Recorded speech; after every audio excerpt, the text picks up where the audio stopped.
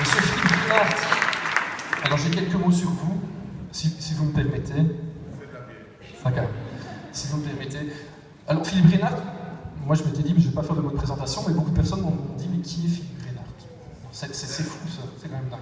Alors Philippe Brenart, présentateur, animateur de télévision belge, ex-publicitaire, encore un, haut responsable de la politique culturelle cinématographique de la communauté française, non, région Wallonne, pardon, merci Wikipédia, et directeur de Wallimage, et en fait a fait ses débuts à l'RTBF en 1983. C'est bien ça? D'accord. Parce qu'à l'époque, vous avez déjà des lunettes blanches. D'accord. Vous allez nous en parler? Je vous donne le micro.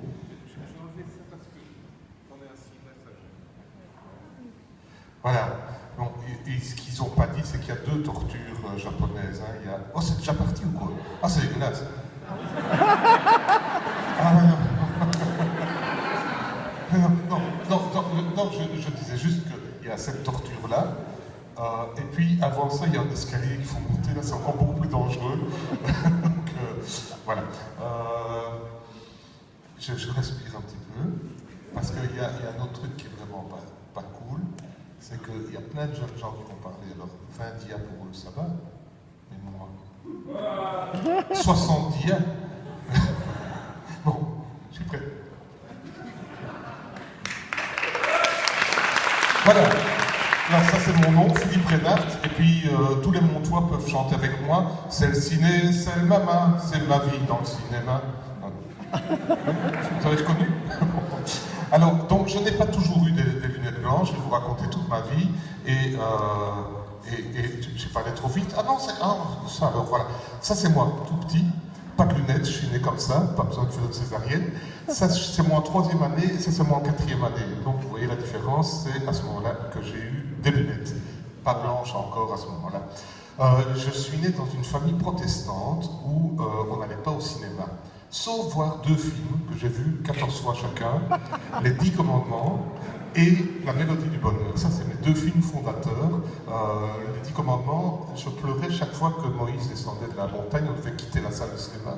Donc je ne sais pas comment termine l'histoire. Par contre, La Mélodie du Bonheur, je peux vous la chanter, mais j'ai assez chanté. Alors, comme dans le cercle des poètes disparus, j'ai eu, comme beaucoup d'entre nous, un homme comme ça qui tout à coup change votre vie. Moi, c'était André Delvaux, c'est un cinéaste qui a donné son nom à un boulevard ici, à peu près désert, dans la banlieue de Mons, avec un film qui s'appelait Rendez-vous après, sur lequel j'ai fait ma thèse à l'université. Après ça, c'est moi. Après ça, j'ai décidé que j'allais être journaliste critique de cinéma et que ça allait être super, et personne n'a voulu de moi. C'était un moment difficile dans ma vie. Donc j'ai rejoint l'équipe invraisemblable d'un magazine qui s'appelait Les Amis du film et de la télévision. C'est un magazine catholique. Et je l'ai transformé en magazine Vision. Du coup, on a été remarqué et j'ai été appelé à la télé. Et ça, c'est un rapide résumé de ce que j'ai fait à la télé en 30 ans. C'est Fabienne Van der Merch, là, c'est ma première apparition à la télé. Et puis voilà, j'ai fait des émissions, ça s'appelait Télécinéma, j'ai été au JT, etc., etc. Donc on a fêté les 60 ans de la RTBF, dont 30 avec moi quand même. Voilà. On peut applaudir. Alors ça, c'est des gens que j'ai rencontrés, que j'ai eu la chance, grâce au magazine, grâce à la télé, j'en ai mis 2, 3 comme ça, François Truffaut, Yves Montand, Vanessa Paradis, Emmanuel Béard, avec qui j'ai encore fait l'interview hier soir. Entre-temps, j'ai eu un fils. Alors, on avait trouvé très comique de lui mettre des lunettes blanches pour faire la photo. Vous voyez la gueule qui tire. Donc, c'était la dernière fois qu'il a eu des lunettes blanches. Mais c'est mon fils Mathieu qui a évidemment changé ma vie quand il est arrivé, à tel point que j'ai fait une faillite avec le magazine qu'on avait lancé, parce que je m'occupais trop de mon fils. Je suis entré à ce moment-là en publicité comme rédacteur-concepteur et j'ai continué à publier sur le cinéma, mais plutôt des bouquins comme ce bouquin-là qui s'appelait Le cinéma en fumée. Ma vie était pépère et puis tout à coup, qu'est-ce qui se passe? On est en mai 1999 et 20 secondes, des Belges remportent la Palme d'Or à Cannes. C'était les frères Dardenne avec Émilie Dequesne, locale de l'étape. Et ça change tout, parce que tout à coup, les hommes politiques de la région wallonne se disent que peut-être qu'on pourrait faire du cinéma en Wallonie, et peut-être qu'il y aurait moyen de créer de l'emploi, etc. Ils décident de créer un fonds régional qui s'appelle Wallimage, et ils ont une fantastique idée, ils m'engagent pour être le directeur. Ça, vraiment, c'était un moment magique. Et donc voilà, aujourd'hui, on a deux grandes activités. On coproduit des films en leur demandant de se faire en Wallonie et on soutient les entreprises dans lesquelles se font ces films.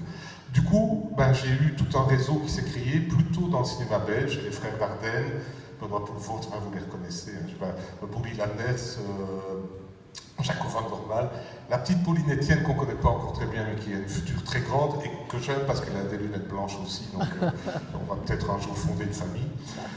Mais aussi des grands films internationaux.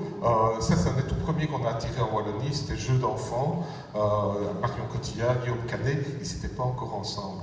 C'est un petit gossip que je vous... Et après, ils n'étaient pas ensemble du tout, ils sont pas du tout bien accrochés sur ce film-là.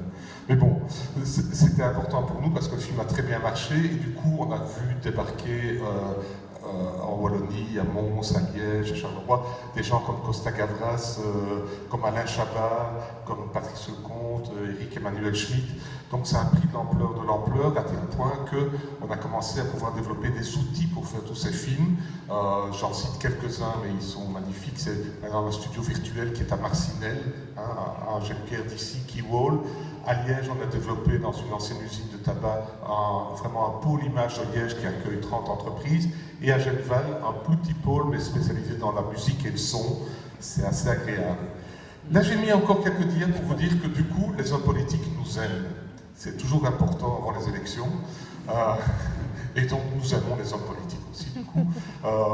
Voilà, il y a Danny Boone, c'est celui sur la gauche, Danny Boone.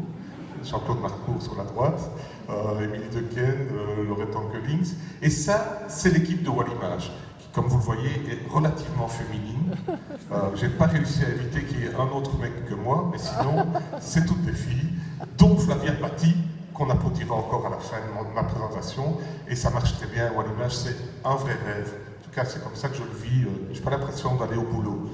Le point sur ce que je fais encore en télé, parce que j'y suis toujours, de plus en plus tard, mais j'y suis toujours, je joue une petite rubrique dans Ciné-Station, et puis surtout, on a lancé tout récemment avec mon ami Anthony Mirelli, qui parlera à la fin des Péchakucha, je me réjouis déjà de le voir, une émission qui s'appelle Lunettes Noires, Lunettes Blanches.